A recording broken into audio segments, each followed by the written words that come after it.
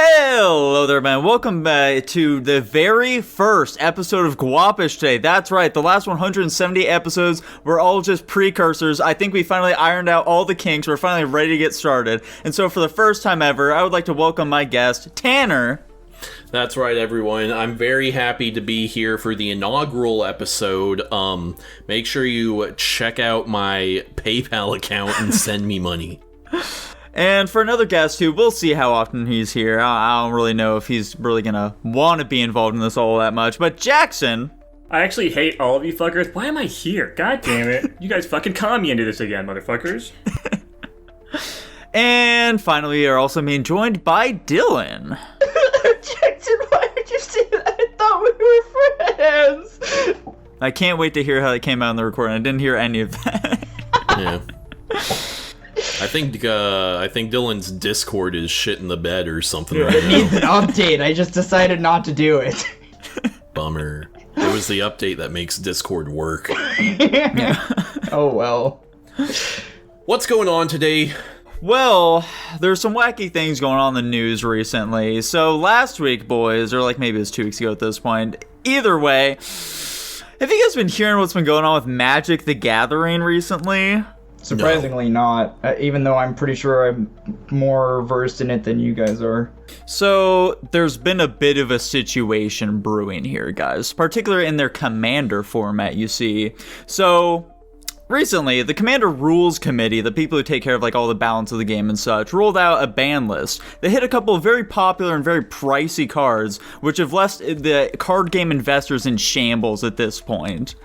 So what ended up happening is Magic tends to be very stingy with their reprints. So if you wanted these cards, which you definitely did because they were very strong, and you have to pay these dudes like $80 per copy in order to run them in your deck. So like, you know, this is a very popular and very lucrative investment for people. But now those prices have tanked because, you know, they're all fucking banned, and people are saying that this is a horrific decision. Is very much so being decried, and it's spread far outside of even just like the Magic the Gathering community. I saw fucking Tim Pool, a popular fun comedian guy of the internet, comment on this. He's not a comedian He's at all. definitely not a comedian. He's like an independent newscaster. I thought he was satire. I thought this guy didn't believe the things he said. Popular political pundit. He was talking about how like this was an apocalyptically stupid decision, and that there's an economic nuke on the collectors and shops at this point, and that he said it's absolute bullshit. That is a direct quote from the man. Wouldn't it be funny if, like, the New York Stock Exchange every once in a while was like, by the way, we're banning Amazon? What would that even mean? Or would they just... You can't trade it anymore. It's God fucking gone. damn. Yeah, that would be awful. I mean, here's the thing, is like, I've been out of the Magic game for quite a while. I haven't played, like, officially since, like, high school, and I remember Commander being, like, just a side game, and apparently it's just researched to be this big, huge deal, and now it's, like, the main form of gameplay for Magic the Gathering. I think what the issue is, and the reason that people are in such an uproar, and I'll use a friend from high school as an example. He basically told me he had a $3,000 deck because what he decided to do was collect all the foils and alternate arts of the cards that he needed and put them in his deck. It's people like that where they're like blowing loads and loads of money on a card game that's not even necessary. It's just the people who take it too seriously. And then it's just like, of course they're going to be upset about it because they probably just invested $1,000 plus into a bunch of cards that they didn't need to. And I don't know, I can't really criticize. I feel like if you're passionate about something, you have the right to invest money into it and to have a good time and do what you want. But you also need to like take into account like, hey, things are gonna flux and change, and you know, some cards are gonna lose value, some cards are gonna go up in value, some cards are gonna get banned because of how rules change. That's just how it goes. And I think if people aren't prepared for that, I don't really know what to tell them. Nico, does banning these cards make the competitive scene more competitive at the very least? It's sounding like, you know, people are saying, okay, these were definitely healthy changes that the game did need, but these cards have been like staples for quite a while now. And really the biggest problem that people do just seem to have with it is the fact that a lot of people are losing money because of it. Yeah, it also doesn't help that, like, a standard, and Nico knows this because he plays a lot of Yu-Gi-Oh, and it's very common in Yu-Gi-Oh as well, but especially in Commander gameplay, it's very uncommon for somebody who's taking it seriously, it's very uncommon for you to not run into somebody who has some form of infinite loop play, and it's probably, like, some of these cards that they banned or whatever were probably integral to that. So, like, when you take somebody's, like, bread and butter out of the one thing they have, and they have to find another one, or, like, maybe there's other ones that aren't as viable, I can understand. It's like taking away somebody's winning edge. If all they have is that one trick, then what are they gonna do? Of course they're gonna get in an uproar, so... Yeah, so the particular cards here, by the way, were Jeweled Lotus and Mana Crypt. I don't know if those really, give you guys any further inclination as to the whole scenario here, but... Is there much money in, like, winning professional tournaments of Magic? I have no idea. Like, is the buying and selling of cards necessary to, win these professional tournaments? I mean... Is that at all offset by, like, hypothetically improving people's odds of competing at a tournament? The big issue here is that I haven't reached or heard of what level these card games go to. I don't know if there's, like, big tournaments like with League and, like, all that kind of stuff where you enter a big tournament, you get a grand prize cash at the very end. To my knowledge, at least the level that I've played at, you just get a bunch of cards. And just to put it in perspective, I guess, one of the times I went to, like, a tournament, I got a booster pack, which is 15 cards, and it always has, like, a rare and uncommon, and then at the very end it's, like, a legendary or whatever, or rare, whatever, it doesn't matter. Basically, I spent $12-15 on this pack, and then I pulled a card out that was worth, like, $15. So, like, in terms of, like, is there money in it, I think it's more, like, money in the cards, but if there's actually, like, liquid cash, I honestly wouldn't be able to tell you. They do have, like, cash prizes and shit like that for, like, normal Magic the Gathering. I don't know if they do have anything that large and organized for Commander, though. Yeah. I wouldn't imagine. I don't think... Magic is popular. I don't think it's that popular, though. They may be soon, though, because the fallout of this all happening is that the rules committee got fucking doxxed and a bunch of their members were getting death threats, so they decided to step down and they will no longer be handling the shit. So Wizards of the Coast now has, like, full control over the Commander format at this point. They just gave it to them, so who knows? I guess maybe we'll be getting shit like that for it now. That's interesting, because that means death threats work. I mean, yeah, they do. This I've seen this, like, turn and play all the time. This kind of shit happens where some, like, developers, producers, whatever, fuck up their system, and then people get death threatened, and it turns into a whole fiasco. The big thing here, though, is just... oh, damn, did I lose my thought? Hold on. Yeah, pretty sure I just lost my thought. Never mind. Oh, well. Okay, Nico, segue us into one of those Guess If This Card Is OP Magic Edition videos. Alas, I don't have anything prepared like that. Damn. Well. It would have been really cool to have a Magic one at this moment in time. Oh well, say la vie. Maybe I'll get really into Commander format because of this shit, and and then we'll have one prepared. It is very fun. There we go. The interesting thing with Commander is a minimum of, like, 100 cards in a deck, and you cannot have duplicates of any card. That's fun. So the strategy is a lot higher, if you can imagine. Well, I've got a delivery truck job, so I'm driving around a lot. I'm seeing a lot of different houses and neighborhoods, and I'm gonna be honest, I think some people are going a bit overboard with the Halloween decorations. And I'm not talking about, like, the quantity of decorations they're putting in there. I mean the kinds of stuff they are putting around their house. It's getting a bit too disturbing out there. And I really think people should just, really start keeping in mind that Halloween is for children. And so stop putting shit that is going to, like, scaring kids, whatever. Stop putting shit in your yard that, like, if it's dark out, will permanently scar a child. Oh, yikes. Like, what have you been seeing then in that regard? Dude, people keep putting, like, these interdimensional holes on their walls that suck you into it and will make you live out 1,000 years of your worst nightmares. It's really fucked up. Mm-hmm. Huh. No, it's just like really crazy realistic, like human anatomy gore shit and stuff like this, and demon looking shit that's just way too extra, it's not like fun. But that's my boomer rant. People blowing way too much money on decorations that are only for like a single month of the entire year. Yeah, some people are fucking insane. Gosh darn those pagans and their holidays. There's something you've also complained about previously, Tanner. It seems like it's only ramping up even more. Have I? I mean, that's because they're ramping it up even more. Yeah. I'm just complaining. I'm increasingly complaining about an increasingly worse situation, You guys got any boomer rants? Yeah, I have a question for the audience here. And by audience, I mean you guys in particular. So, like, do you feel like we had a better childhood than kids these days do? Yes. Or like our generation in general, not particularly us? I What do you feel like mean it's by a matter better? of perspective, because I feel like their level of fun might be the same from their perspective, but maybe we feel like our childhood was more enriching, given we were like, out and about being kids and stuff, and nowadays I'm sure kids are still doing that, but to a lesser degree because it's primarily an interaction. Yeah. I don't think there's much of a difference.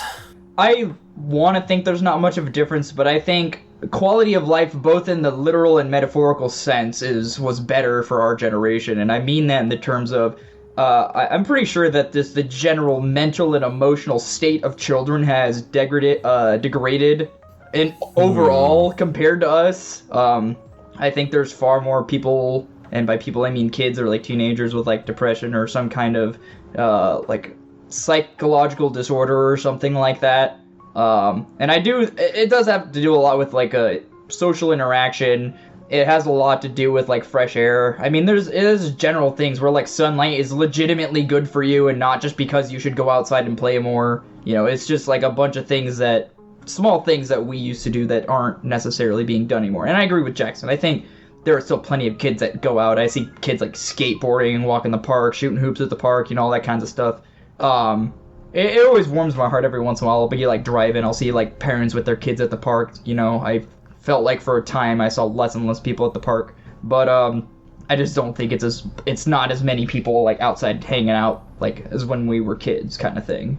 I think there are different challenges that like Gen Alpha will be facing that we didn't, but I'm very hesitant to say that they're summarily worse off than us, especially because like if I see a millennial being like, man, these Zoomers have it so much tougher than us, I'm like, you sound like an idiot, to be honest. I kind of think like the kids who go out and play sports are just as going out and playing sports as the kids in our generation who did that. The shut-in kids are just as shut-in as the ones during our generation was.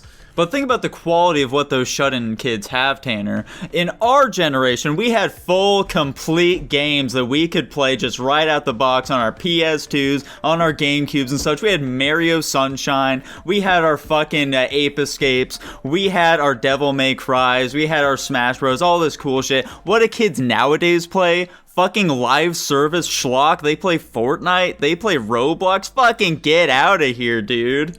Yeah, but Goku is in Fortnite? Goku's also in Dragon Ball Z Budokai 3, dude. Also true.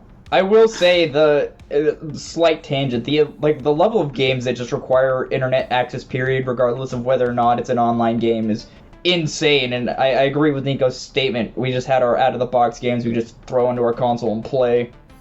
The real thing to me comes down not to like whatever the relative circumstances we're each growing up in, because like we were children during like the 2008 recession and the let's say slow recovery that followed that, and we were living it up, dude. Gen Alpha is growing up right now, which isn't great, but I think the real point of comparison is really just making a judgment over whether our Gen X parents were better than like millennial parents of like the Gen Alphas. I was also going to bring that up as well. Yeah, like, do you think that the quality of parents nowadays holds up to the quality of parents from like that raised us? I feel like back in the day, parents definitely had their ways of like like their generations of giving the kid the iPad kind of thing. But nowadays it's just so easy, and also the economy is a lot worse, so it's a lot easier to incentivize just giving the kid the iPad than maybe spending more money on doing something that would be more enriching, like some extracurricular maybe, or I don't know, fucking anything else. You know, there's a ton of other things you can do, but just buying them an iPad and letting them look at that, fucking, it's very easy. It's very common. I don't know. Probably my probably thing worse. is. My thing is, millennials should be so much more aware that is a bad thing to do to a child, though. Yeah. I don't know. And I also kind of am of the mind that, like, Gen X just, in general, had more children. That was considered much more of, like, the default thing to do. And so I think there might be a bit of selection bias where, like, the kinds of millennials who are having children might be a bit more predisposed to be better parents on average than Gen Xers.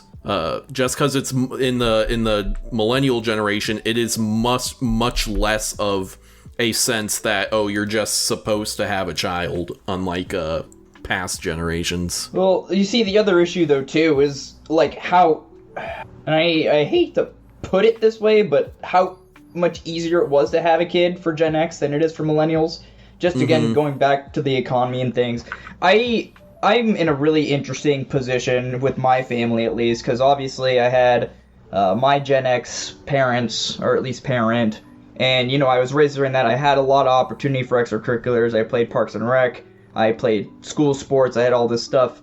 I fucking took a trip to the East Coast to take a Smithsonian history thing in middle school. Granted, I raised money for that, but whatever.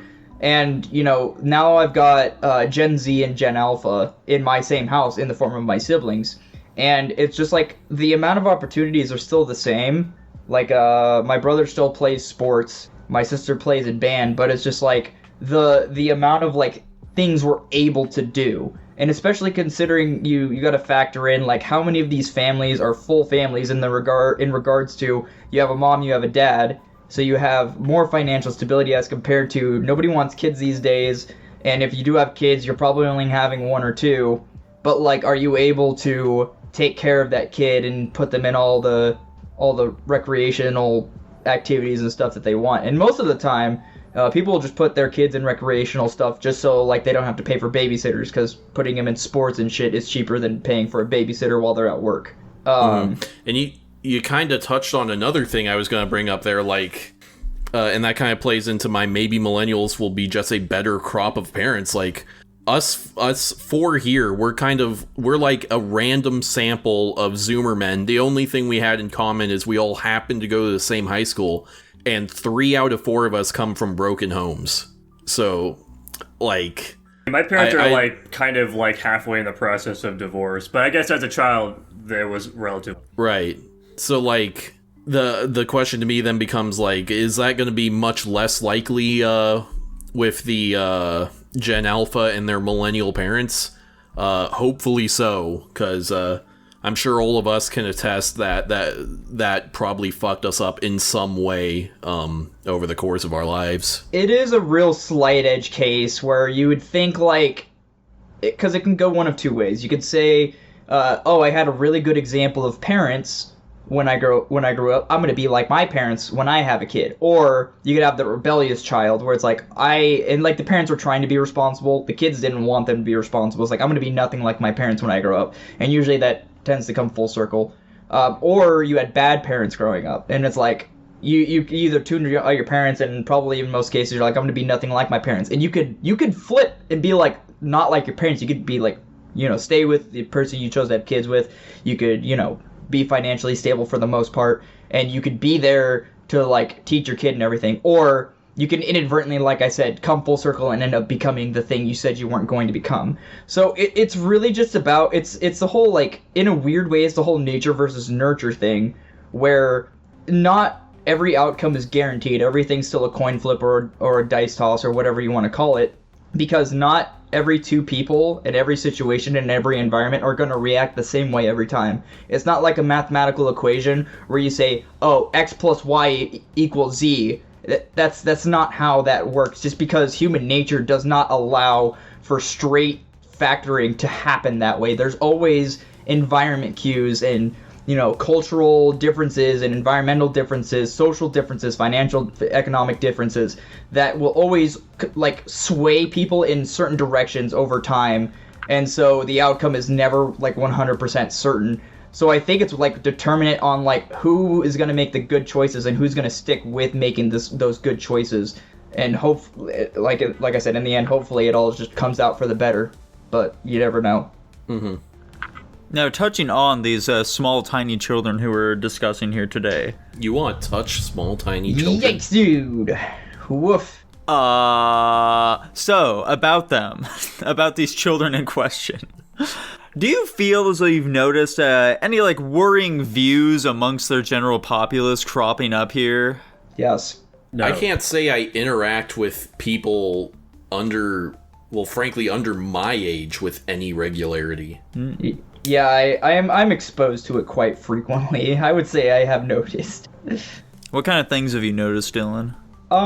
There's a whole lot of fuck the system kind of behavior going on.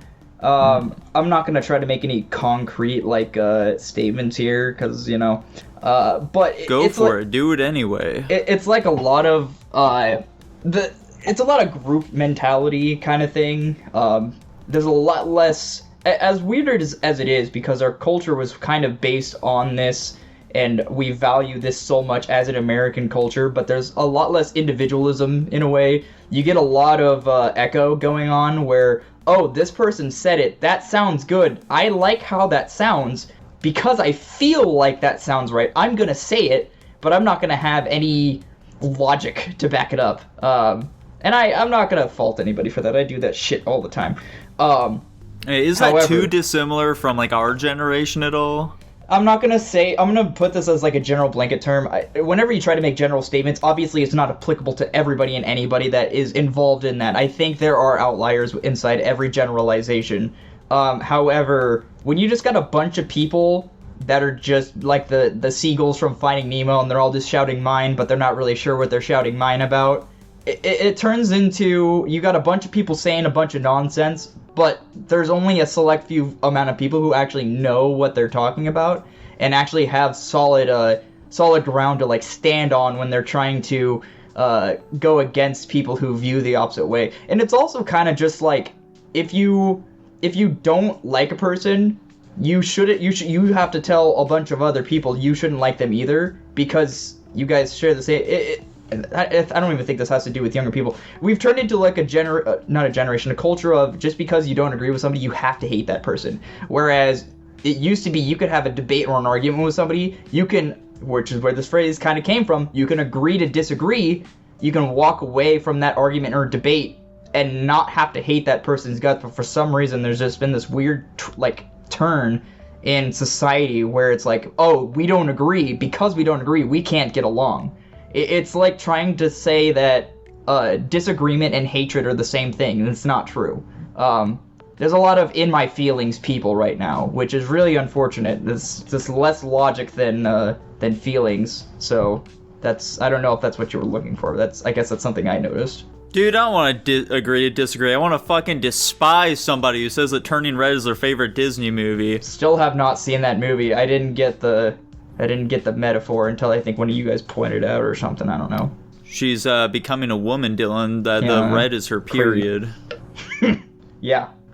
So I guess, how do we fix this next generation then? Are there some required books that we can have them read that might potentially help, do you think? Dude, I got a book over here, actually. Let me grab People should learn people skills. That's kind of essential. I don't even care. People think you need to have people skills if you're in sales or some shit like that. I think people skills are important in general so you can get along with anybody. I think there's valuable things that come from interacting with people on a healthy basis in a positive way. And I think if we continue arguing with each other and driving a wedge in our society, it's not going to help anybody. So I've talked about this book before, but the New Dictionary of Cultural Literacy. There we go. As recommended to me by one J.J. McCullough. I think this is a solid book for people to read, It's just a dictionary that, defines cultural, figures, events, places. The basic conceit of the book is that, everything in here a literate American should know. And so, being able to read through that and have a well-developed sort of baseline of knowledge is going to help you out a lot in life. I do think, as Nico's sort of hinting out here, I'm kind of worried about how the education of the upcoming generation is going to go, because we've seen shit like Common Core math, and most of us look at that and we're like, that is the dumbest thing I've ever seen. That makes you actively slower and arguably worse at math. And I'm sure you've seen so many news stories where it's like, black students aren't good at AP history, so we're just gonna stop teaching AP history, and like shit like this where they're dropping standards. Or I constantly see on like r/teachers on Reddit people complaining about like high schoolers that can't fucking read because these kids, like, they just don't hold kids back who like can't perform to grade level, and so they'll just pass them along and they end up learning literally fucking nothing. Yeah, I think that's going to be a real, but that's also a problem with our generation, where people are stupid and don't know really, really basic information about, like, you know, the world they live in, or even, you know, smaller than that. But what can we do? Yeah. I don't know. I think we're fucked. I mean, there's only so much you can do. You just gotta... Yeah. I'm planning on not having kids, so I don't support this busted system. I guess that's an inadvertent way of... the wrong solution. That's an inadvertent... Yeah, I was gonna say, I feel like the best way to spread your influence is to have kids and teach and raise them the way you would prefer the future to be like. But in regards to the Common Core, I totally forgot that was a thing.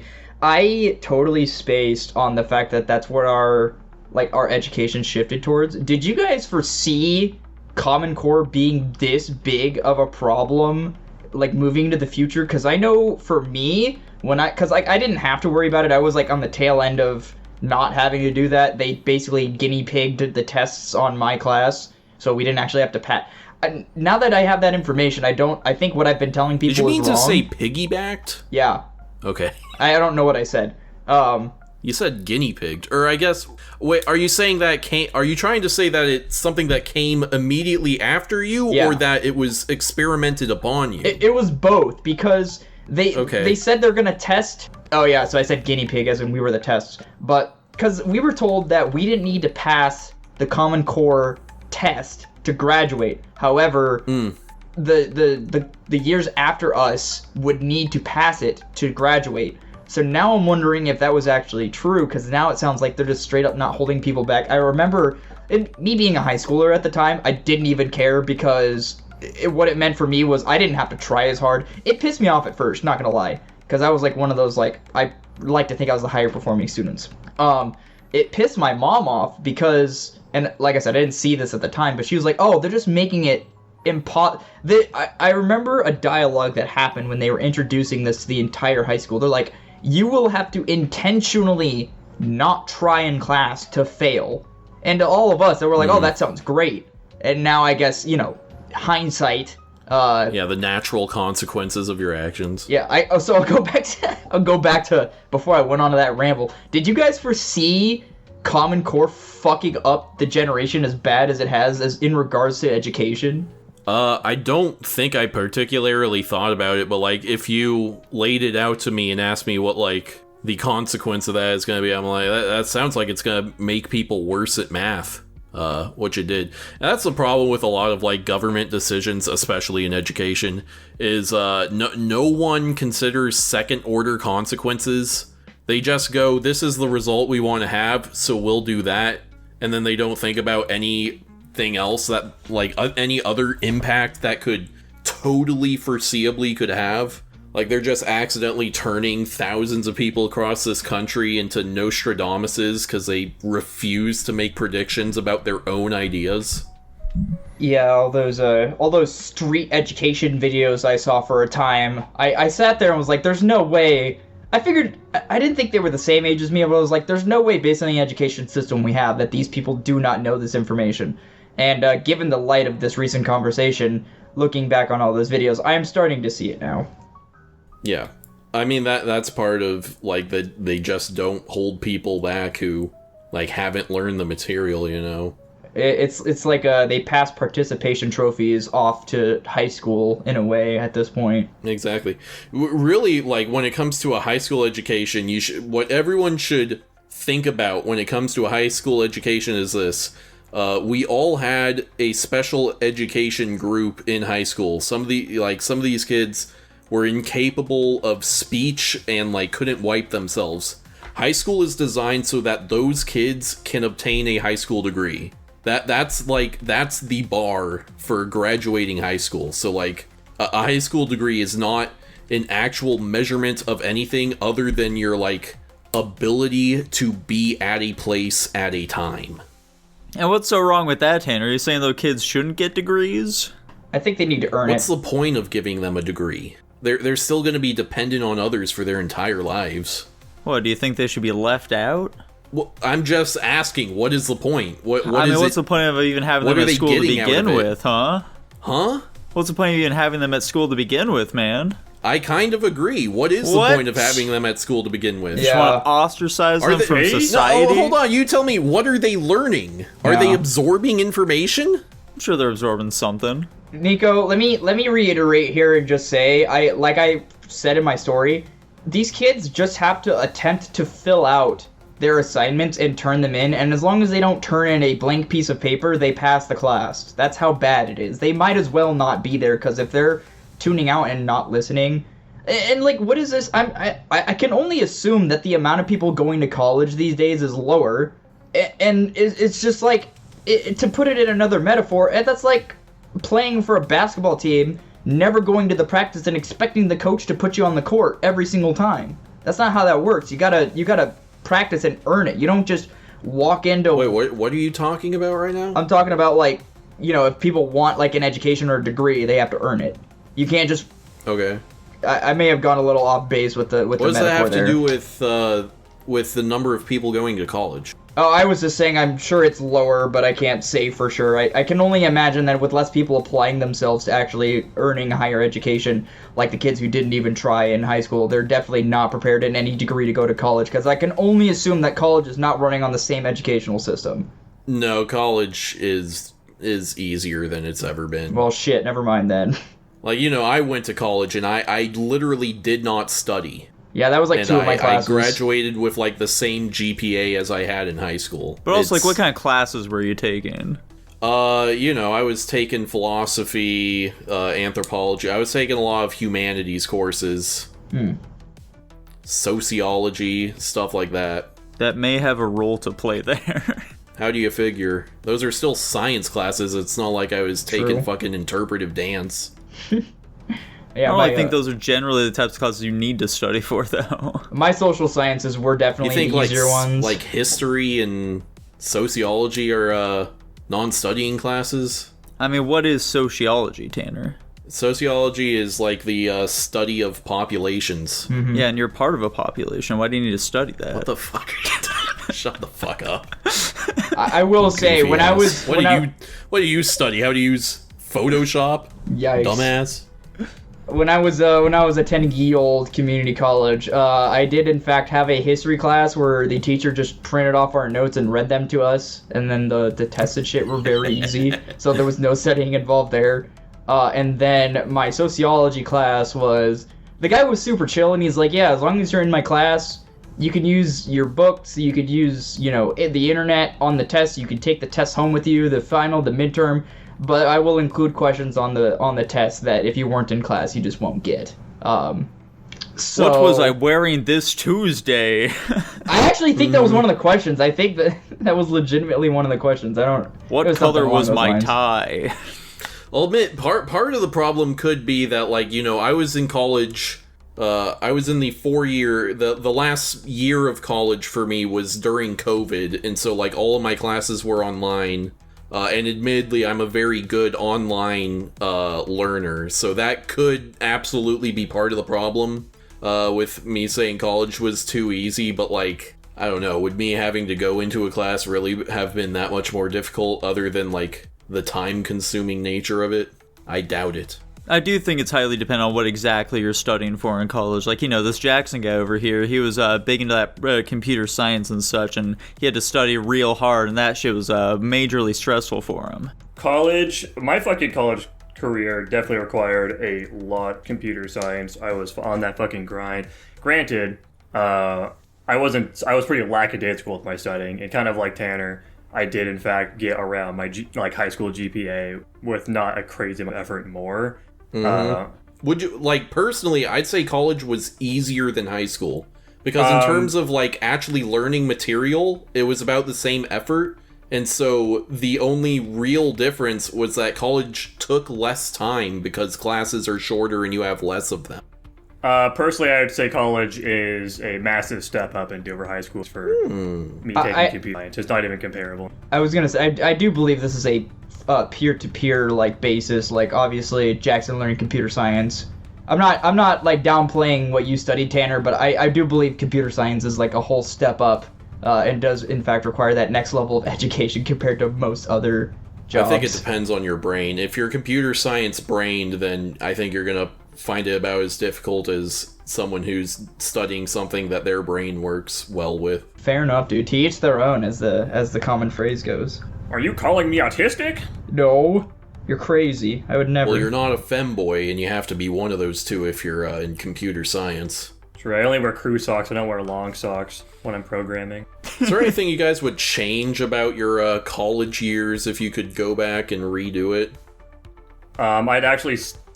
I absolutely think I fumbled my social life very early on. Granted, I was definitely not the most social person ever, but I put literally zero effort whatsoever into it in my freshman year. And then after that point, I just, once you get out of the dorms, you have to interact with people directly from your classes. And it's a lot bigger of a step than, talking to people. Unfortunately, everyone in my dorm was annoying, and they all smoked weed, and they were loud as fuck, and I just had no interest in hanging out with those types of people. But I probably should have anyways for the good of my social life, because I was incredibly isolated for outside of my work. Yeah, it's all about networking, dude. That's the main thing that college is for nowadays. But all the people we could network with are fucking losers. They're probably succeeding even better than we are, though, because they were networking with each other. Damn, you right. In this day and age, Tanner, it's all about who you know, not what you know. What I would change is, I probably wouldn't live in the dorms. That was, especially because COVID hit, that just was a massive fucking waste of money. But dude, to let you live out your slut phase. Yeah, which probably is a net negative for my life. So yeah, I probably just wouldn't live in the dorms. I would do everything online. I could finish faster. I probably could have just stuck with computer science even, because then I wouldn't have been damn, I'm trapped in this city I hate doing a degree for another, year and a half or however long it would have been. I did get accepted to Pepperdine. I do think it was the right choice to not go there, because I fucking... I have a barely over $10,000 car loan right now, and I fucking despise it. I cannot imagine if I, went into, $120,000 of debt at Pepperdine. That would have been especially if you nightmare. did just end up studying humanities or whatever again. Right. What about you, Nico? If I could turn back time, dude, if I could find a way... I guess similar to Jackson... Jackson... What if you could put time in a bottle? That's something to consider right there. I guess similar to Jackson, I probably would just use that as an opportunity to talk with people a lot more, because I fucking talk to anybody in my classes. I did have a decent reputation amongst my peers in my fucking art classes and shit like that. People would come to me for help and shit like that all the time, but at the same time, it's I'm just still in communication with any of them, so... Right. I don't know, building more meaningful connections, I guess, would be something I would want to do. I really enjoyed doing the computer action team, the sort of IT thing in college. I made a lot of good connections there, but I haven't kept in contact with anyone or really utilized that in any way, so it was kind of just a fun club I was part of while in college. Gotcha. It did give you the opportunity to get better at Smash Bros, so you can't discount that. Oh yeah, and I played plenty of D&D because of it. Oh yeah. Speaking of D&D though, and games and adventures, I suppose. Okay. Do you guys hear that there's a Avatar video game currently in the works? Avatar as in The Last Airbender, not Blue People? Oh, really? I can imagine that. Yeah, it recently got announced. It's in the works right now. We don't know much about it yet. However, apparently, it is going to be taking place 1,000 years prior to the events of the shows here. So it's going to be a completely different Avatar, basically different world going on there. And it's going to be like some sort of action RPG. So, 1,000 years before the cartoon we know and love occurred. Yeah. Okay. And I was about to ask a question. I'm gonna guess this, if it's an action RPG. I'm probably looking too far into your segue. Are you able to like create your own character? I feel like that'd be pretty sweet. I don't think so, no. Well, that'd be unfortunate. You don't really. My mind immediately jumps to, oh, they're gonna let you choose what nation you're from and what you look like and whatever.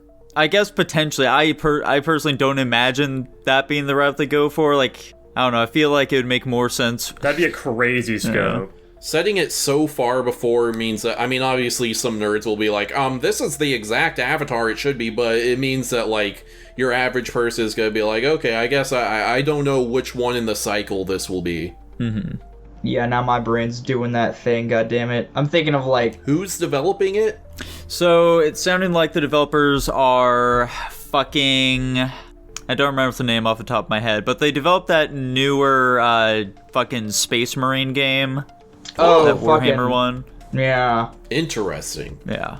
Okay. I was perusing like the other games that they've made. For the most part, it just seems like it's a lot of licensed schlock. So we'll see how this goes. I am not even cautiously optimistic, just cautious at the moment. Yeah, I'd say I'm right there with you. My thing is, like, when you said 1,000 years in the past, I immediately went, I don't really care. If you had said 1,000 years in the future, I would have been like, oh. That would have been, yeah. Because that would have occurred after the events of Legend of Korra, which means the options for bending capability is astronomically higher, because there were a lot of new ones to start and new ones created during the making of that show. So that would have been very fun. I mean, hey, if they already have, like, fucking cars and mechs in Korra, then who knows what wacky shit they would have 1,000 years after that. That'd have been so dope. Yeah. It could have been fucking cyberpunk, but with bending in it. That shit would have been sweet. Yeah. I would have enjoyed that very much. I am a huge Avatar fan, in fact. So much so that I enjoyed Korra more than everybody else I've ever talked to about it. Adjacent to video games...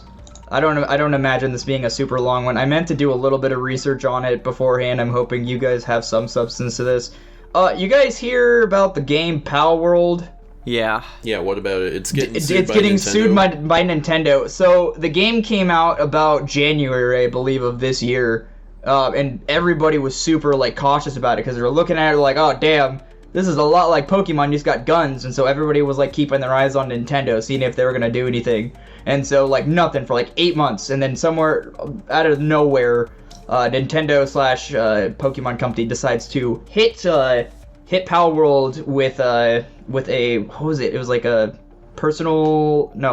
intellectual property, and they didn't define what it was.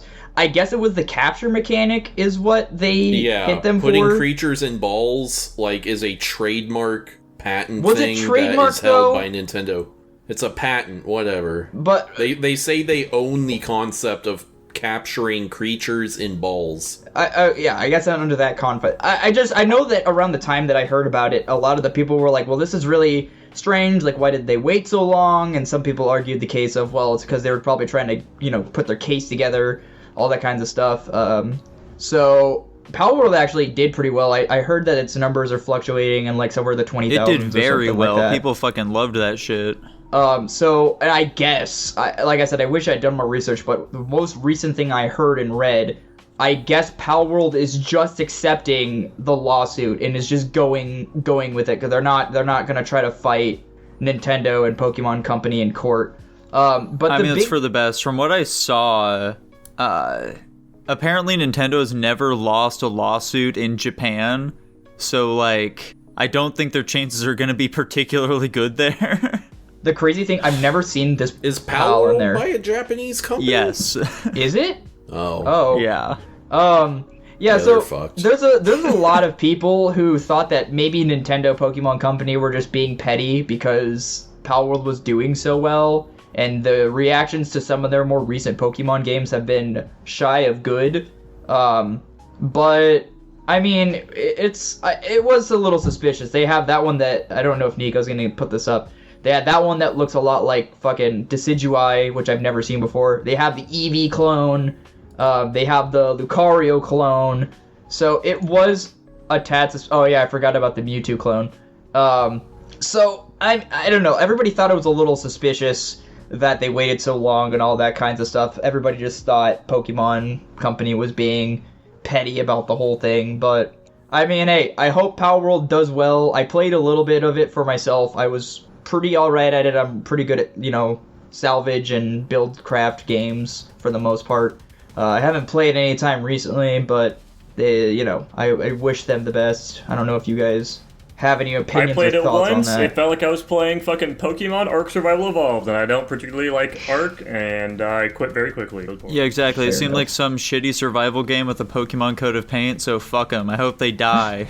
Damn, that's unfortunate. Yeah, they had an atrocious amount of bugs in the beginning. It was very hard to play around, but they're here and they're doing fine. So, as fine as they can. We'll see what happens in the future when the lawsuit settles. I suppose so. They're just gonna change the balls in the game to cubes. Yeah, I was gonna say That's what they everybody- should have will done. No, then they're Yeah. gonna get sued by whoever created Ghostbusters or some shit. Huh, and speaking of getting sued, Oh shit! I think that we're about ready to get sued by Red Letter Media for a very copyright. What the fuck are you trying What to is this say? segue? Right now? Oh no, I'm trying to find the line here, but it's just not coming to me. Guapish at the movies. Guapish at the movies. I don't. Hold on. I don't I'm- have I'm- any. I'm music. lost. Yeah, there we go. They did that like hillbilly shit, like and like the Oh, fucking yeah. banjo in the background. Tanner, can you give us your best fucking yodel for that song? Oh. Well, it was like or some Yeah, like something that. along those bullshit lines. like that. Something like that. Jackson, what did we watch this week? The Patreon pick this week, as requested by the Bebot on Patreon, was the 1987 film Raising Arizona. Who wants to describe it? Dude, make Nico do it. Nico, describe it. Why me? Alright, so Raising Arizona is all about fucking the guy who Tanner thought was Chris Evans, but is actually very obviously not Chris Evans, being a little scamp. Who is it? It's, I'm blanking on his name right now. It's very yeah, exactly. Yeah, he's being a little scamp, He's he tends to go out and do a little crime every now and then. He's having a rough go of it, but eventually he ends up meeting a cute cop lady. They decide to hook up. They get hitched. They're living on their own in a cute little trailer park, and they decide, hey, we should add a little sprite to this world along with us. So they try creating a homunculus, but alas, it doesn't go as planned. But hey, there are these people who just gave birth to like fucking 5 or 4 baby boys at once. So we're just gonna rob one of them and take them for our own. And so they do that, and whoo boy, does it not go as planned. Fun fact, the script took 3.5 months to write, but filming took 10 weeks. How long does script writing normally take? Much longer. Okay. Probably. I mean, hey, assume. they clearly had a plan in mind and they executed it with efficiency. What can I say? S tier movie. Yeah? No. What are your real thoughts, though? This movie was very silly. Dude, it's so weird because I recognize, like, I was gonna say so many, but I think it's just 2. I recognize 2 of the people in this movie. It's so jarring to see them in this setting as young as they are and using the accents that they're using. The atrocious fucking accents. I don't know about that. I feel like they were solid. Why does someone from Arizona have a fucking, like, Appalachian Mountain hillbilly accent? I don't even know, Maybe dude. move there. It's just like I like how they kept up the silly little silly little machinations going on in the movie. I don't really know how to judge this movie. It was silly. That's about all I got. Yeah, my main 2 notes are 2 question marks and then very strange. I thought this was a really weird movie. And I'm gonna be honest, I really didn't get all that into it, and the humor largely did not land for me. I am baffled by how well reviewed this movie is by like critics and audiences. This is like a beloved film. Am I, I don't normally say this, and I'm not a judge of it. I don't think I truly know what the definition of it is, but I'm going to give it a go here. You guys can correct me here in a second. Am I right to say the cinematography in this movie wasn't great? I thought it was, I think it was fine. I thought it was fine. I think they had some clever shots. I think it was like above average, I would say. You know, they were trying with some pieces of it, but it wasn't anything crazy. There was just a lot of interesting choices that they decided to make. I can respect a movie that chooses a theme and sticks with it. It's the movies that kind of wane back and forth where it loses me. And I'm kind of with Tanner. I didn't get super into this movie. It was entertaining to watch, I guess, to see the happenings on, but you know. I mean, yeah, I'm right there with you guys. I also wasn't like really super into this movie, and none of the humor really landed for me, but I can see why it would land for a lot of people. One of the scenes I did really like and appreciate in this film was the big fight scene inside their fucking little tiny home, where it's like, you know, it's just supposed to be like this very normal brawl or whatever, but because like the space is so small, it just keep fucking destroying the entire fucking house. Yeah, that's which I thought was very fun. It was a very creative use of the environment, especially like when fucking Nicolas Cage like brings his hands up to do like a big old Hulk smash, where he just like fucking scrapes his hands across the popcorn ceiling and fucking burns him or whatever the fuck. That was sweet. That's pretty good. That's pretty good, yeah. Am I crazy if I say this movie reminds me of Napoleon Dynamite? A little bit. I never seen Napoleon Dynamite, but that feels like an apt comparison. I was gonna say The Big Lebowski for me, but I mean, yeah, that's just because it has John Goodman in both of them. Oh, was John Goodman in The Big Lebowski? Hold on a second. Yeah, he was the big guy. He was the what guy? The big guy. The conspiracy theorist dude. Yeah, with the gun. Yeah. Hold on, I don't remember this guy like at all. Very tuned out for early Guapish at the movies, apparently. I forgot his fucking name. John Goodman? Isn't it like Randall or something in the movie? Oh, yes! I remember him now. Okay. Yeah, that guy was funny. I like John Goodman. I'm He's shocked that the name actor. is what did it for you. I don't remember the names of like any of the characters from these movies we've seen.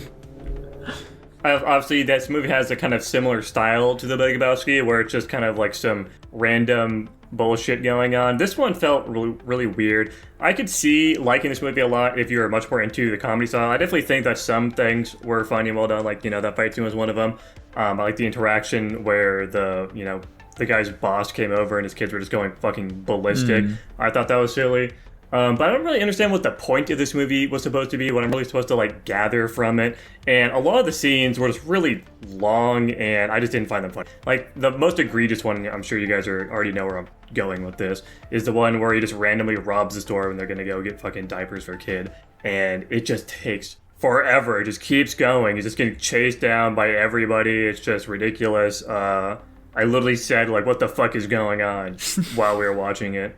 That's the. I thought you were gonna mention the scene of him like trying to kidnap the baby. That's what I also thought. That one is also really egregious too. I don't know what the fuck was happening there. I mean, his explanation afterwards of, I don't like babies, I was scared of it, I didn't really know what was going on, kind of explains it, but it was still weird. But yeah, no, I think the chase scene was much more just given how fucking stupid it. That's when I made the comment of like the cinematography wasn't great. That was the portion of the movie that was playing in my mind. There was a lot of odd shots they decided to take there that I didn't think were good. Also, just the baby scene was very strange. Just like also the plot that followed, like these dogs are chasing, like how does this chase sequence work? Like they're just doing it for plot convenience. There's no actual linear progression through it because these dogs aren't gonna burst through the house like 2 minutes after these other guys did because there was no like a line of dogs following them. I'm getting too into the weeds about nitpicky about this. I'm just saying there were a lot of choices that. I think that it's more just like sort of like a Looney Tunes sketch or something like from a cartoon, is how like all that kind of shit played out there. Yeah, exactly. Mm-hmm. Which overall, I guess just really wasn't for us, I suppose. It's not my favorite thing in the world. I can see how this was like very of its era. Yeah, for sure. It relates a lot to people who are infertile and shit, It does, yeah. I think that they have a very similar experience to what happens in this film. Yeah, turn to a life of crime. Tanner, why are you looking at me like you don't know what I'm talking about? I don't know what The the fuck main was couple that were comment? incapable of having kids. That's why this I movie know, but what really. is that? Like, you phrased it as if you were, like, adding on to the point being made right before that. I was tacking it on somewhere. My brain is like somewhere in another part of the conversation, where like, oh, we're talking about this movie being cherished by people. That's where my brain was stuck on. Gotcha, okay. My brain has the so capability people who of... are infertile would really love this movie. Yeah, I have the capability of pausing a conversation and continuing it at the same time. Did this movie do well in the box office? Oh no, did it? It sounds like it did if it was a cherished movie. Well, either way, it sounds like we'll find out how it did in the box office in a bit here. For now, though, Jackson, would you rate it? B-. B minus. Huh. That's an alright ranking. I think I'll join you there. I'll also go B minus. Damn. So it had a budget of $6 million and made 20. Did I say billion? 6 million. Oh. And made 29 million worldwide. Jesus, that's pretty damn good, I guess. So yeah, that's successful, I suppose. Yeah. I don't know how that compares to other movies of the era. I don't know. I'm in between two ranks. I'll be charitable and I'll give it a C. Yeah. I originally had this at a B minus, and then I was thinking about The Big Lebowski. I know Jackson said he doesn't view this as the same thing. I would much rather watch Big Lebowski over this, so I think I'm just gonna. I'm happy to hear that. I'm just gonna give it a C plus and call it good. All right. And that lands it at a C+. Over. Big Lebowski, good in my eyes. I remember not liking you too much when we first watched you. You've crept up a little bit. Good job. The Big Lebowski just had so much more character than this movie. Wasn't that also a Blake movie? Yeah. Let's go. Oh, yeah. Kudos, Blake. He loves the Coen brothers. Dylan's pick of the week was the 1999 film The Mummy. Please describe it. Yeah, so we're in Egypt. We've got a bunch of archaeologists and adventurers. They need to find the city of the dead Hominoptera. They go back. They awaken the big evil pharaoh priest guy. He goes around absorbing these dudes to become resurrected or regenerated or whatever. He spreads the 10 plagues of Egypt. Takes the woman to be a human sacrifice for his wife. They go to the place again. A bunch of fighting and shit happens, and they defeat the guy, and they leave rich. The end. Fun fact. Now, guys, you're not gonna fucking believe this. I have to. Hang on, Tanner. I have a strong feeling I know what your fun fact is going to be. Does it happen to have anything to do with a certain neck, perhaps? Huh? During the boat scene, 2 of the horses drowned. Oh shit. What's your That's I'm pretty just fun. kidding. I'm just kidding. Oh. That'd be crazy, wouldn't it? Yes. No, nothing like that happened. Brendan Fraser nearly died during the hanging scene, and he had to be resuscitated after he stopped breathing. Oh my fucking god. What a G Yeah, that's what I was committed to the thinking. bit. Jesus. What the fuck? They hung that motherfucker for real, dude. I'm gonna be upfront with you guys. I watched this movie all the time as a kid, so just kind of Disregard. Here's the thing. I enjoy this movie. It's so hard. The camera quality was super poor for some reason. I don't know if it didn't really happen too much on Plex from what I could tell. The DVD I had, it was just like, it looked super grainy. The brights were super bright. It just seemed like anyway, not important. I don't know. I felt like the acting was fine enough. It's weird because Brendan Fraser's usually in the adventure movies, but he's usually kind of got some humor, silliness mixed in. I do like the little jabs they put in this, where it's like kind of competitive, like friendly jabs. They gave me a little chuckle, but it could just be in the nostalgia creeping up and telling me to like this movie because I watched it so many times. I felt like the antagonist was compelling enough. I want to hear what you guys have to say, purely just because I need a fresh perspective on this movie. I like this movie. I'm not saying it's the best movie. I just liked it. Tanner's itching in his seat to start glazing the fuck out of it. Go ahead, release the I floodgates. want you guys to go first so we can end on me glazing it. I like Brendan Fraser's performance. I thought he was very funny. I liked his character a lot. I just like the witty kind of characters, what he was in this movie. I like that kind of character. I think the idea behind the movie is kind of whatever. The set is pretty uninspired because it's a fucking desert. They had some scenes of them, in the temple and all that, but that was nothing really crazy was going on there. Gonna be honest though, I started getting pretty lost when the actual mummy came out and we started doing his mummy shenanigans because it started to get kind of goofy to me. Like they literally found a thing to negate the thing's ability and they just like don't use it at all and just completely forget about it immediately. Unless it's convenient. I don't know. I just started getting really fucking bored and I was about to like pass out near the movie around like the 3/4 mark. I think it was alright. I think it's a little romp of a time, but it's definitely not my... What was the thing? Cats. Cat. Oh.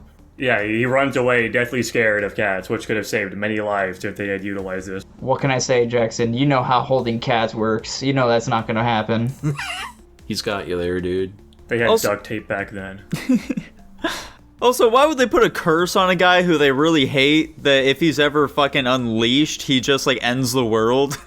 I was gonna mention, you really have to ignore the curse thing, because it's like, dude, this curse, it'll fuck him up for all eternity, but if he gets out, he has crazy supernatural powers and is also immortal.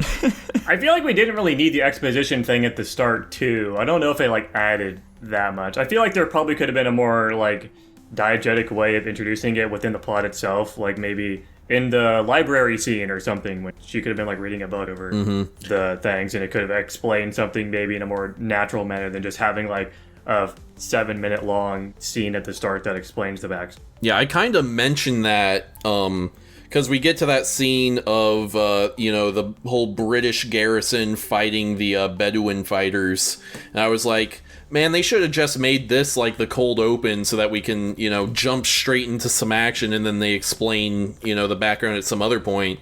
And like, that would have been smart because then they could have given... I feel the girl, I think she had enough to do. She was reading shit. She like was tinkering with the artifacts and whatever, but this would have been an extra little thing. Maybe like, oh, the mummy gets released, he starts fucking people up, and then they have to, go sneak back into the temple and they have to read some hieroglyphics to find out what the fucking deal is, which is kind of what they did, but that, like, during that sort of phase of the story is when we could have found out the background.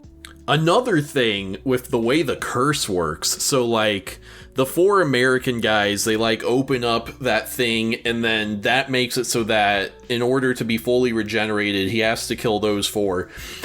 Do you think it's always, like, the 4 nearest people, or, like, if only one person opens it, does he just get a really easy time regenerating that round, or... Yeah, I'd assume that it's just, like, whoever opens it is who he has to kill. So he just kind of, he got unlucky that it was 4 people he has to track down. Yeah, I guess so. That was an interesting, like, concept, too. It was, like... Obviously, for plot, convenience and all of it, for everything to kind of make sense, they had 4 guys, they had 4 jars, all that stuff. The one confusing bit that I was trying to justify in my head was the very first guy with the glasses. He just stole his eyes and his tongue at first, and then just, I guess, didn't finish the job. And, like, my only justification for that so, like, part by the way, on that point, I think it would have been very funny if the fucking mummy also couldn't see very well because he took that guy's eyes. That would be funny. Damn, that's a missed opportunity. No, dude, curse energy cured the eyes. But, like, my only justification for that part is, like, okay, it's, like, his first form, he was weaker, he didn't display a ton of power, he couldn't do his, like, sand teleportation or any of that shit. I like how at least to me, they kept his, power progression linear, where... he was able to teleport after he absorbed 1 or 2 of the guys, and then he was able to, transport people, and then the plague started getting worse and more powerful, and then, once he had everybody, then for some reason he was able to just summon a giant fucking sandstorm that was able to take down a biplane.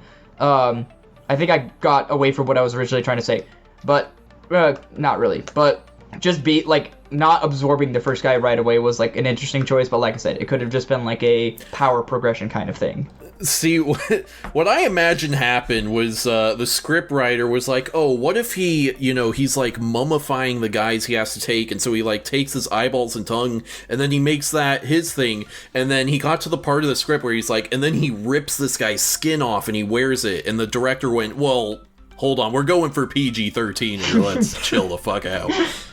He husks them and then he regenerates. Yeah. Which, by the way, speaking to the film's like horror elements here, you know, since we're in the spooky season right now.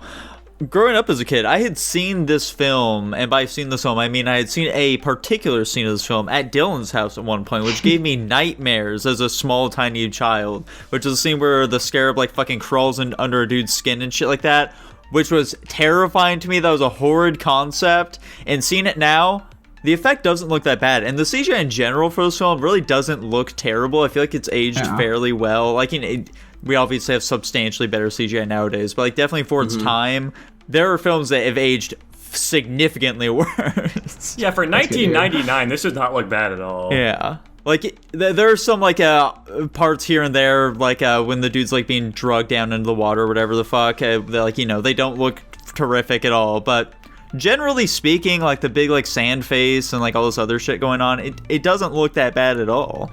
Yeah, even, like, they had the mummies do a lot of, like, big mouth stuff, because I guess it's supposed to look unsettling. Yeah.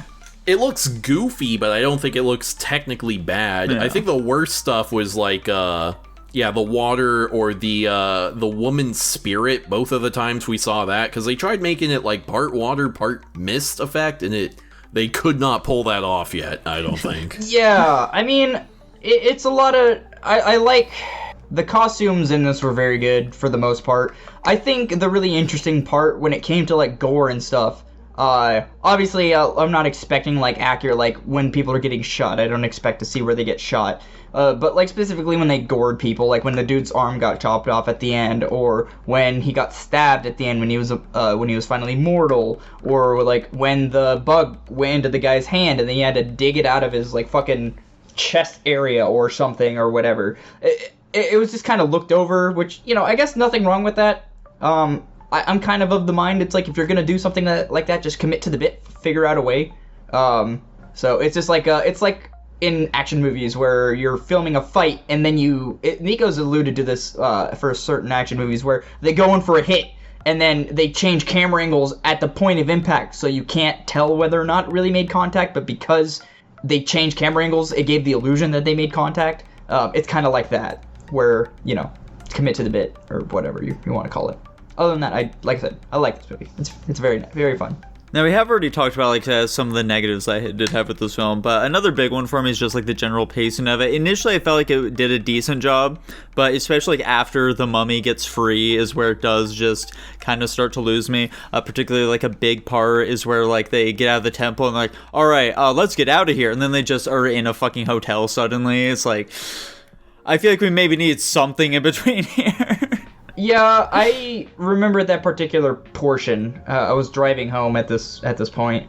I wasn't driving, just for context. I looked at it, it was at the 40-minute mark, and I'm like, for some reason, my memory is skipping from this particular portion I'm at, which was roughly the hotel part, and it skips everything that happens between here and, like, when they're down in the temple fighting all the mummies and shit. My mind erased all of that, and I was like, God, I forgot how long the end of this movie is. It hits a grinding halt once they're like, we need to leave, and then, you know.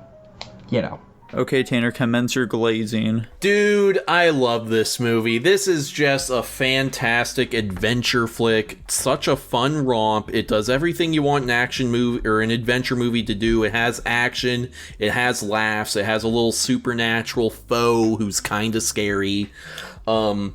We'll have to see when we eventually review Indiana Jones, but I might just like this movie more than Indiana Jones. I really like a lot of the humor in this. There was, like, I think 2 or 3 times where, like, Nico or I was like, it'd be funny if they did this, and then they did that. Yeah. We're like, they did the thing. So really good comedy sense there. You know, I mean, I think that's just kind of the bulk of it. I think this is just a really well done adventure film. It's like the most, like, this is what adventure films are that you could do. I also love this time period for movies. The sort of, like, second age of exploration in between the world wars. I think it's a great setting for movies. Because, like, this is when, like, magazine-loaded guns were finally, like, super ubiquitous, but, like, automatic weapons weren't, and so you get just those really nice-feeling, crunchy firearms and shit like that. But yeah, I love this movie. What a romp. Anybody have a favorite character? I know I was gonna ask this when I was watching the movie before. I feel like this is one of those movies where you could definitely have a favorite character because you have very diverse personalities and character. I mean, it's Brendan Fraser. Oh, basic. I will say, I do like Benny as, like, a rat villain. I think he does that very well. I like the bit they had with him going throughout the whole movie where it's just bye Benny and just fucking goes off frame for whatever reason. It's good. I think maybe my favorite joke of the movie is when the mummy approaches him and then he starts cycling through different religious symbols and prayers to see what will work on him. I liked that a lot. It was good. Fun fact, by the way, originally Brendan Fraser was like nowhere near their first choice for this film. Like they went through a lot of different people. Like they were initially thinking like Tom Cruise and like Leonardo DiCaprio and shit like that. And eventually, well, no one else wants it. Brendan Fraser, how do you feel about it? And he knocked it out of the fucking park, dude. I wonder if there was any controversy when, in that scene I mentioned, Benny, pulls out the Star of David and starts speaking Hebrew, and then the Pharaoh goes, slave language? Like, can't get mad at facts, dude. Locusts can't kill people, right? That's not how that works. Do locusts kill people? We saw them disintegrate people in this movie. Clearly, I don't know, because it didn't confirm that they died. Because also the priest was stuck in the locust swarm, and he didn't die.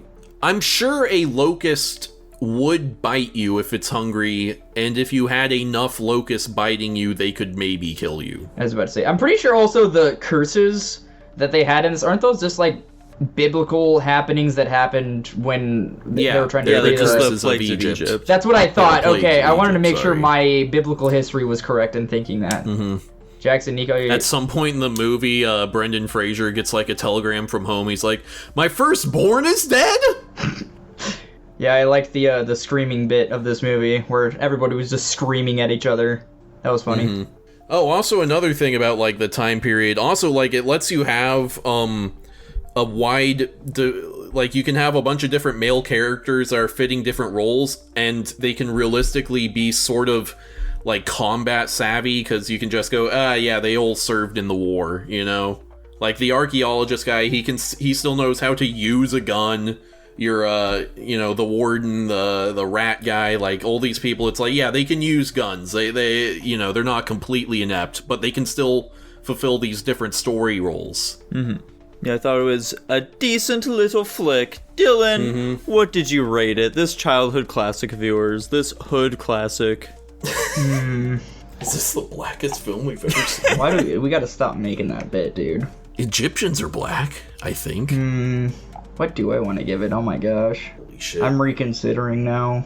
He heard me be positive about it, so he's more confident. I think I'm being too harsh on the movie. I think I was looking for what was wrong with this movie because I was gonna be so nostalgic and positive about it. He gave it a B- for something? No. I'll give it an A. Holy shit. Wow. I give it a B. Dude, I also gave it a B. Oh my god. I gave it an S-. I Holy love shit. this movie. Retard alert. Anyways, that puts it... no, I can see why you would enjoy this movie. And it landed at an A- overall. How exciting. I was originally going to give it a B+, so... Speaking of exciting, not my pick of the week, which was the 2000 film Blood, the Last Vampire. This is an OVA, I guess, which turned into an anime series later on. But the TLDR of this is we have some girl, I don't know her fucking name. It's probably not Blood, that'd be stupid. But she's a vampire. She's like the progenitor of vampires or something, maybe. And she's just been tasked with killing 2 or 3 vampires that have showed up in Japan near a military base. This is occupied Japan back in like World War II, I think. It's still there. Yeah, but like this is taking place back then. Oh, yeah. Anyways, we watch her, suss out who the vampires are and then kill them, and it's very short. It's like less. How exciting. Fun fact, originally this was supposed to be a 3-part OVA, but because of time and money restraints, they only animated the middle section. Okay. How stupid. So, and you can very tell that this is just like the middle chunk of like a broader story. Yeah, when we first started watching it, was literally like, are we missing? I feel like we're missing context. Like this is like part of some anime series, and then the ending of it is terrible too. It's just like some massive cliffhanger. So like, what the fuck are we watching here? That makes a lot of sense. They're using a lot of terms that like you wouldn't inherently be familiar with. Like they say the word like in chore debates or something a bunch of times, and they never explain what the fuck that is. I can't remember what Torrepidons is. That what the fuck? Cordo dates or some. It's some weird like. It's some word that only exists in this movie that we would, as an audience, would need explained to us at some point. I was also gonna say, are we expected to believe that Saya is a vampire? Because I at no point during this movie was given evidence to believe so. Also, are we also supposed to believe that the things she is fighting and killing are also supposed to be offshoot vampires? I assume there's some lore there that was explained in the first part of this script that we just don't get to see. I just remember how confused this movie left me. It was super awkward. Nothing was explained, and there was just a lot of nonsense going on. And it was like I don't know if I like, but they didn't have some weird arbitrary method of kill. I mean, I guess it was kind of arbitrary method of killing the monsters, where it's like, oh, don't shoot them, it has no effect. The only way to kill them is for them to lose a lot of blood fast enough.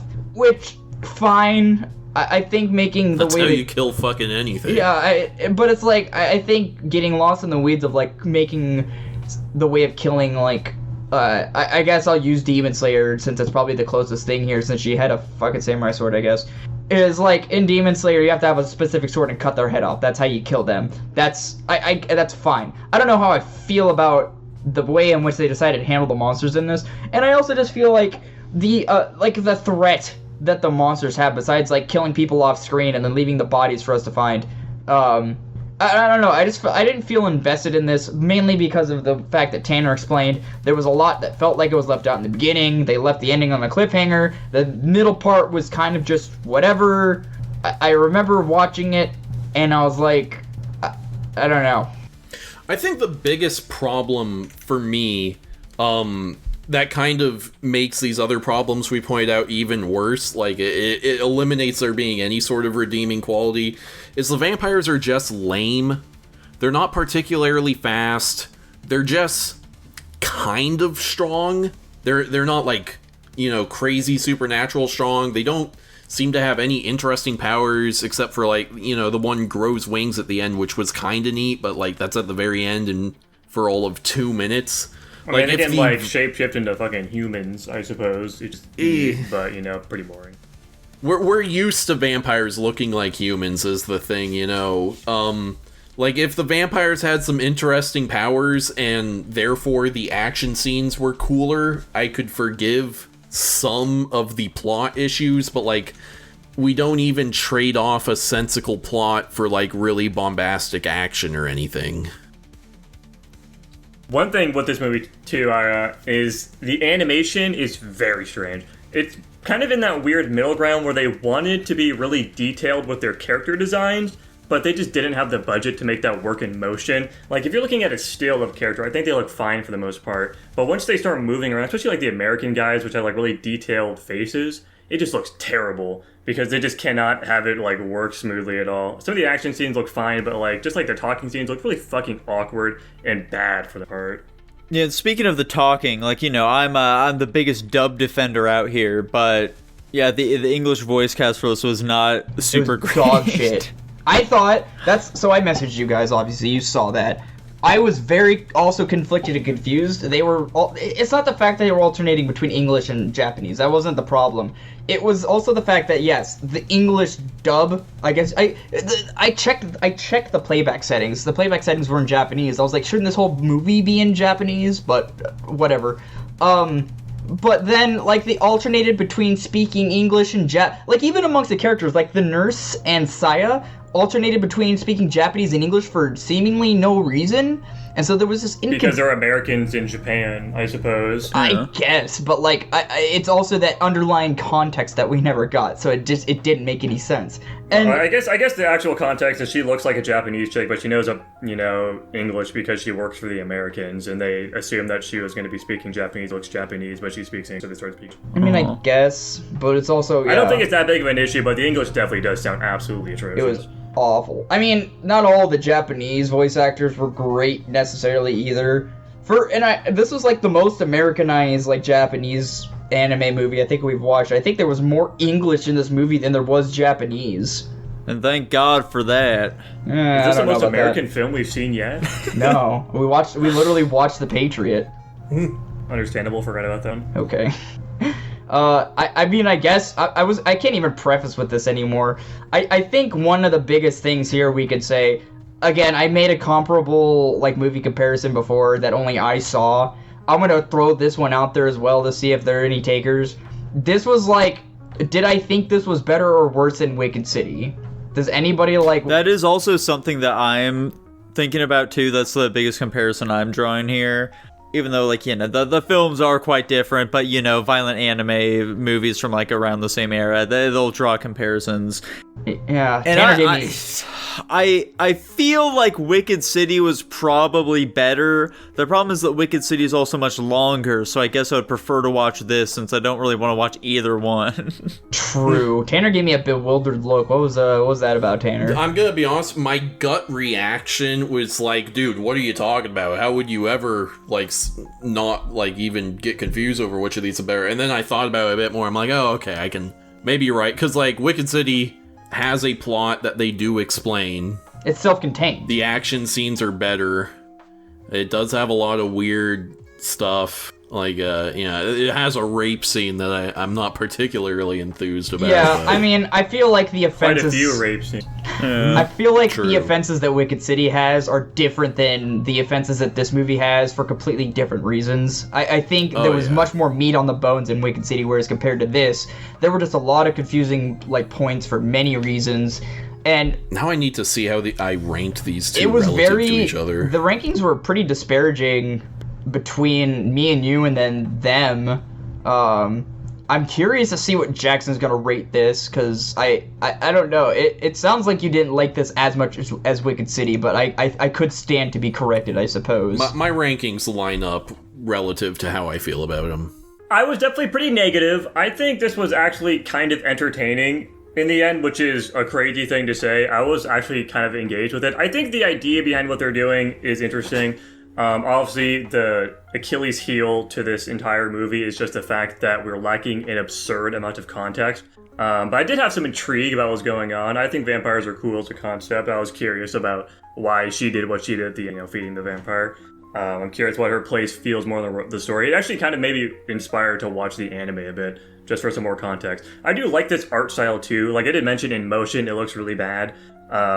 In some instances, but I think the action was pretty good for the most part. They did some interesting things with it, with some of the setups. But yeah, I personally like this more than Wicked City. I think Wicked City had a lot of very large sins that I could not look past, whereas this movie is much more benign, generally speaking, for me. And yeah, I guess I'll kick us off then with a solid D+.